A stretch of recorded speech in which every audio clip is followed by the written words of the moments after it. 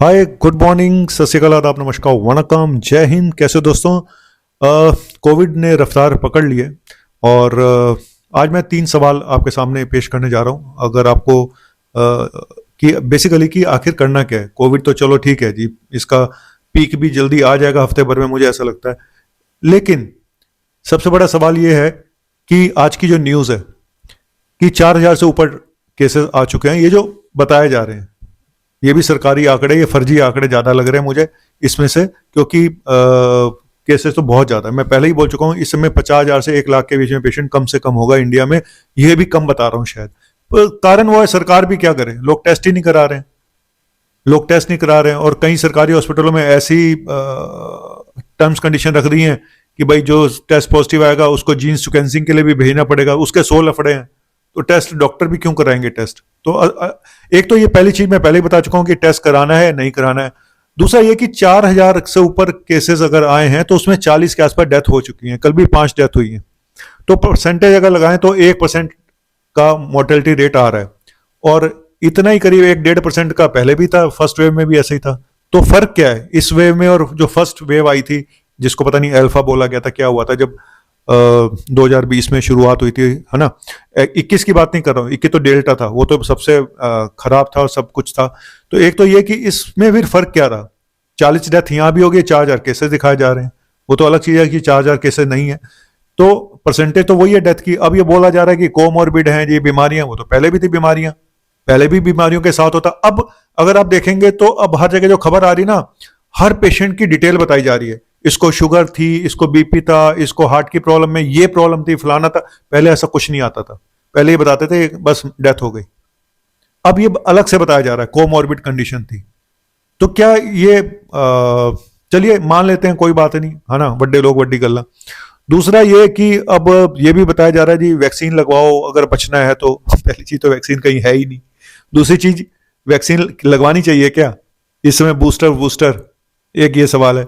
तीसरा, कोविड में एक ही कॉम्प्लिकेशन सबसे ज्यादा होती है कि लंग्स पे असर डालता है, रेस्पिरेटरी डिस्ट्रेस जिसको बोलते हैं, निमोनिया हो गया जी हमारा, है ना, सीटी स्कैन कर। तो सबसे पहले मैं हमेशा बोलता हूँ कि ऑक्सीजन कम नहीं होनी चाहिए, तो ऑक्सीजन चेक करते रहो। आप टेस्ट कराओ या ना कराओ, अपनी ऑक्सीजन चेक करते रहो, ठीक है। अगर किसी फीवर में ऑक्सीजन कम हो रही है आज के टाइम पे, तो दो ही पॉसिबिलिटी होती है, या तो इसको स्वाइन फ्लू है या इसको कोविड है। तो कोविड क्योंकि इस समय ट्रेंडिंग टॉपिक है, सबसे ऊपर है, तो कोविड के चांसेस ज्यादा है। तो आपको ऑक्सीजन चेक करते रहना चाहिए। लेकिन अगर ऑक्सीजन कम हो जाए, हमारी 94-92 तक आ जाए, तो हम घर पे क्या करें? घर पे ऐसा क्या करें कि जिससे हमारी ऑक्सीजन कुछ बढ़ जाए बिना ऑक्सीजन लगाए? तो ये हालांकि मैं पिछले कोविड में भी बताया था, आज फिर बता दूंगा, है ना। बड़े लोग बड्डी गल्ला भूल गए होंगे, है ना। तो चलिए पहले बताता हूं कि 4,000 से ऊपर कोविड, ये तो सारी बातों पे आज बताऊंगा आपको। 4,000 से ऊपर कोविड के पेशेंट आ चुके हैं, 4,026 या कोई पता नहीं कितने जो भी हैं, और करीब 38 के आसपास डेथ हो चुकी हैं। और सबसे ज्यादा पेशेंट वही हैं केरला में, उसके महाराष्ट्र में, उसके बाद दिल्ली में भी 500 के आसपास केसेस हैं। तो ये तो स्पीड ऐसी ही रहेगी। अभी एक हफ्ता मुझे लगेगा, अभी लग रहा है कि एक हफ्ते में शायद कुछ शांति मिल जाए। अब लोग घूमने गए हुए छुट्टियों में, खाएंगे पिएंगे, मिलेंगे लोगों से, तो ये सब तो चलेगा, नजला जुकाम बुखार। और मैंने कल भी बोला था कि अगर एक ही परिवार में कई लोगों को एक साथ हो रहा है, एक को हुआ, दूसरे को हुआ, तीसरे को हुआ, तो समझ जाए कि ये कोविड ही है। टेस्ट कराओ या ना कराओ वो आपकी मर्जी है। लेकिन ये भी मैं वीडियो में बता चुका हूँ कि किसको टेस्ट कराना है ना। तो अब दोबारा नहीं बताऊंगा, फिर आप कहोगे सर एक ही बात को बार बार रिपीट कर रहे हो। तो क्या वैक्सीन का कोई, बिल्कुल नहीं, घंटा कोई वैक्सीन का रोल नहीं है। अब फिलहाल पुरानी वैक्सीन का असर भी लगता खत्म हो गया है। क्यों? एक तो टाइम हो गया, दूसरा नए नए वायरस म्यूटेशन हो रहे हैं, नया वायरस का आ रहा है, 1.81 आ गया जी, ये ऐसे जो भी ये नए आ रहे हैं, अब तो नाम ही भूल गया हूं। जितने भी नए वायरस आ रहे हैं वो चकमा दे रहे हैं वैक्सीन के असर को, तो इस वजह से वैक्सीन हम ज्यादा काम कर नहीं रही है। सिर्फ एक अच्छी बात यही है कि ज्यादा सीरियस पेशेंट नहीं है। अगर उस समय मैं लगाऊं डेल्टा में, जैसे हर दूसरे पेशेंट की ऑक्सीजन कम हो रही थी, यहाँ पे ऐसा नहीं है। यहाँ में से मुझे ऐसा लगता है कि 100 पेशेंट को कोविड हो रहा है तो हार्डली 2 या 3 या 4 पेशेंट की ऑक्सीजन लो हो रही है, ऐसा लग रहा है। लेकिन हाँ ये भी है कि 1% डेथ हुई है। अब कोमॉर्बिड बीमारियां ज्यादा डोमिनेटिंग थी या कोविड डोमिनेटिंग था उस पेशेंट्स में, पता नहीं, क्योंकि मैंने तो वो पेशेंट देखे नहीं। जब तक अभी तक मेरे अंडर में कोई कोविड का पेशेंट एडमिट नहीं हुआ है। छोटे हॉस्पिटलों में कोविड के पेशेंट अभी एडमिट नहीं है। कॉर्पोरेट हॉस्पिटलों में कोविड के पेशेंट एडमिट हैं। हर बड़े हॉस्पिटल में 4 से 5 पेशेंट एडमिट हैं, ठीक है। प्राइवेट हॉस्पिटल की बात कर रहा हूँ, सरकारी की मैं बात नहीं कर रहा हूं, सरकारी में तो होंगे ही होंगे।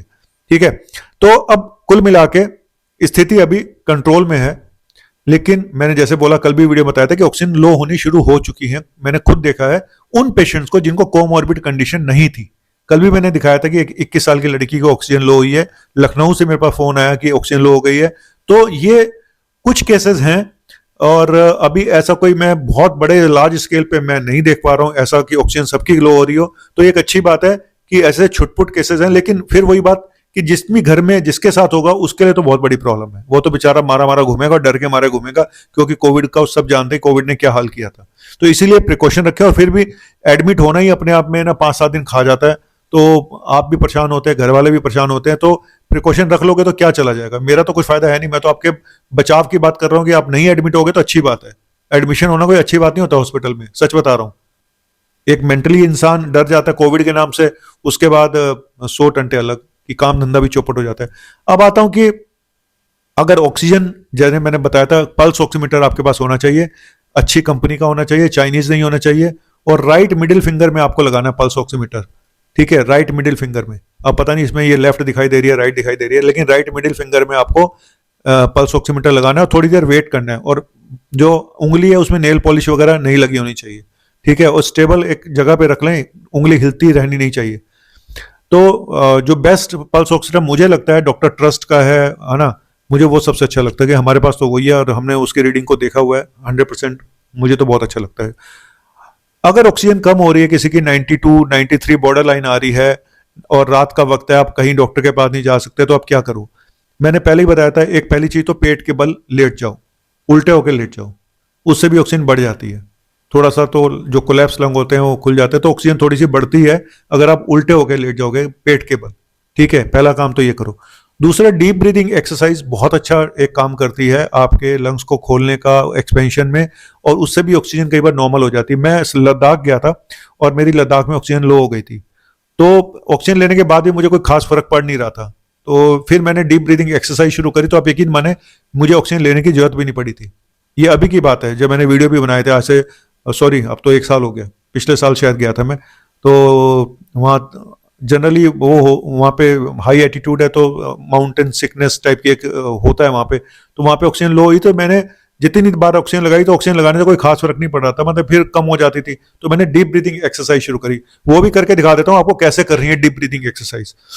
इसको, ये पेट आपका बाहर आना चाहिए जब सांस अंदर लेंगे, तो ऐसे ये हाथ को यहां रखो, कस के गहरा सांस लो, ये बाहर आना चाहिए, और सांस रोक लो, यहां से ऊपर तक सांस लो, और फिर मुंह खोल के आपको सांस छोड़ना है धीरे धीरे। 4 सेकंड तक सांस रोकनी है, गहरी सांस अंदर लो, 4 सेकंड तक रोको, फिर मुंह से उसको बाहर करो। मैं करके दिखाता हूं, इसको मैं नीचे रख देता हूं।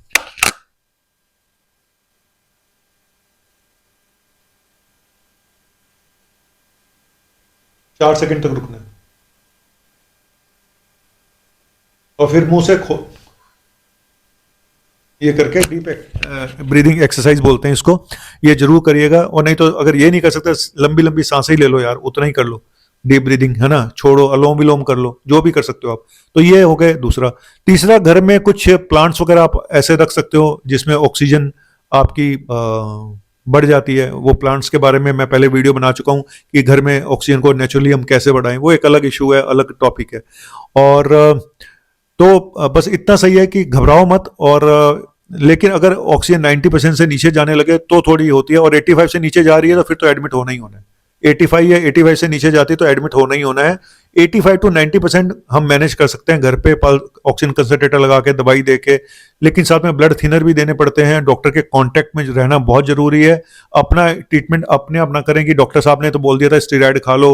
हाँ, कल किसी ने मेरे स्क्रीनशॉट भी ले लिया था, मैंने बोला था मेड्रोल खा लो, मैंने एक पर्चा, उसने मेड्रोल लिख के वहां पे डाल दिया।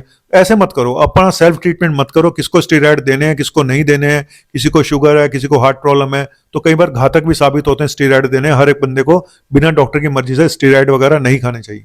ठीक है, तो बाकी बस वही है कि टेस्ट मैंने पहले ही बताया किसको टेस्ट कराना है किसको नहीं कराना है ना। फिर बता देता हूँ आज,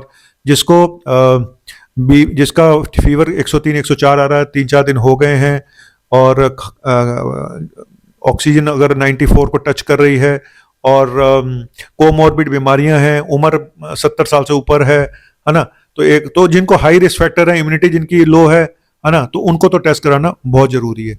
और अदरवाइज मुझे नहीं लगता कि हर पेशेंट को टेस्ट कराना चाहिए। सिंपल सर्दी नज़ला जुकाम है तो उसमें कोई टेस्ट कराने की जरूरत नहीं है। लेकिन ये भी बता दूं, नहीं है, लेकिन आप इस उसमें ना रहें कि हम अपने बुजुर्गों को अपने साथ बिठा के मास्क लगा दो, उनको भी और खुद को भी, और आइसोलेशन घर में कर सकते हो तो बहुत अच्छी बात है, क्योंकि जिसको बीमारी है ना उसकी कोई गारंटी नहीं है कि उसको कुछ नहीं होगा। मैं कोई गारंटी उन लोगों के लिए नहीं दे सकता हूं जिनको बीमारियां हैं, क्रॉनिक इलनेस है। तो जिस जिस घर में वो लोग हैं उनको प्रिकॉशन बहुत लेने की जरूरत है, क्योंकि एक भी पेशेंट अगर जाता है तो उसके लिए तो पूरा ही चला जाता है, 100% होता है उसके लिए, है ना। घायल की गति सिर्फ घायल जाने, दूसरे को तो मजाक ही लगता है। अभी भी लोगों को मजाक लगता है कि अरे कोविड तो था ही नहीं, हमने तो तब भी मास्क नहीं लगाया था, अब क्या लगाएंगे। भाई आप लोग महान आत्मा हो, ये तो डॉक्टर काला फर्जी डॉक्टर है, ये चला आता है, इसको तो व्यूज चाहिए, फलाना चाहिए। ठीक है भाई, तुम जो मर्जी सोचो, तुम्हारी वजह से तो देश चल रहा है, तुम जैसे लोगों की वजह से। तुम तो आओ बकवास करो, तो मैं तो तुम्हें रिस्पॉन्ड करता नहीं हूं, आप करते रहो बकवास। आपको नहीं मास्क पहनना है, आपको नहीं मानना है कोविड था नहीं था, वो आपकी दिक्कत है। आप, अब मैं बार बार बोलता हूं, आप देखने ही क्यों आते हो? अगर आपको लग रहा है हाँ ठीक है, आपने मुझे क्रिटिसाइज करने आना, गाली देने आना, तो मोस्ट वेलकम। गाली खाने से तो मुझे कुछ फर्क पड़ता नहीं है ना। मैं अपना काम करता रहूंगा, जिसको सुनना है सुने, जिसको नहीं सुनना ना सुने। सच बात यही है कि कोविड की लहर चल रही है और ज्यादा घातक नहीं है, इसमें भी कोई दो राय नहीं है। लेकिन जिसके लिए एक भी पेशेंट जाएगा उसके लिए 100% होता है, जिसके घर का जाएगा उसके लिए 100% होता है। हाँ, जो पहले से ही मरनासन स्थिति में पड़े हुए हैं लोग, बेड रिडन है, उनको फर्क नहीं पड़ेगा, क्योंकि वो तो चाहते हैं कि उनको मुक्ति मिल जाए। लेकिन जो चलता फिरता आदमी है, भले ही उसको हार्ट की प्रॉब्लम है लेकिन वो चल फिर रहा है, उसकी डेथ हो जाती है।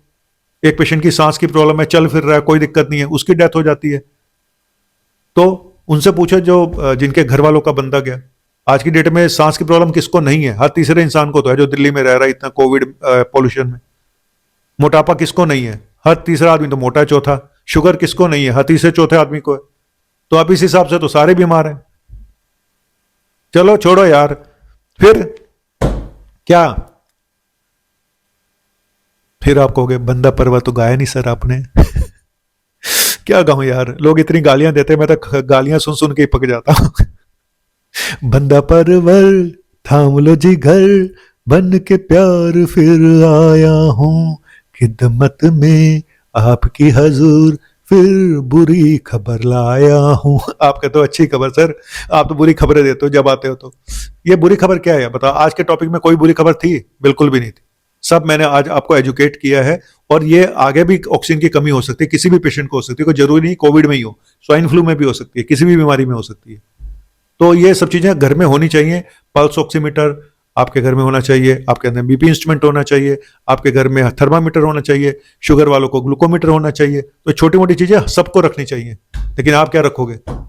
आपने तो 56 इंच का टीवी लगाना है, बढ़िया सा एसी चलाना है, टीवी रिमोट फलाना, फोन आपने एप्पल का लेना है, और घंटा किसको ये नहीं पता होता कि ऑक्सीजन कम हो जाए तो क्या करना है। सारा दिन फोन पे लगे रहते हैं। एजुकेशन हेल्थ से रिलेटेड भी होनी चाहिए। और फिर डर, लेकिन डर भी इतना जाते हैं, डॉक्टर साहब ने ये क्या बता दिया, वो क्या बता दिया। अब जितनी बुद्धि होगी वो उतना ही पड़ेगा ना। अब जरा सा हेडेक होता है, नेट पे पढ़ने बैठ जाते हैं, फिर उनको ट्यूमर नजर आते हैं। लंबा हो गया टॉपिक, आज बकवास ज्यादा हो गया, बंद कर दे भाई।